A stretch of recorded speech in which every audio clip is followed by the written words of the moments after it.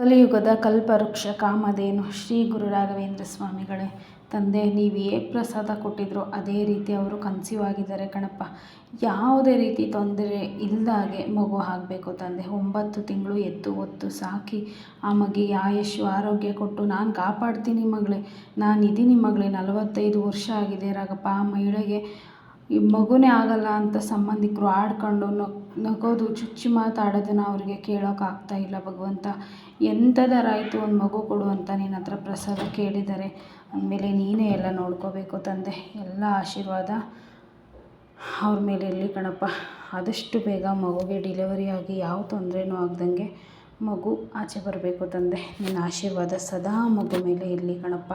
ಪೂಜ್ಯಾಯ ರಾಘವೇಂದ್ರಾಯ ಸತ್ಯ ಧರ್ಮರತಾಯ ಚ ಭಜತಾಂ ಕಲ್ಪವೃಕ್ಷಾಯ ನಮತಾಂ ಕಾಮಧೇನವೇ ವೆಂಕಟನಾಥಾಯ ವಿದ್ಮಹಿ ಸಚ್ಚಿದಾನಂದಾಯ ಧೀಮಹಿ ತನ್ನೋ ಗುರು ರಾಘವೇಂದ್ರಾಯ ನಮಃ.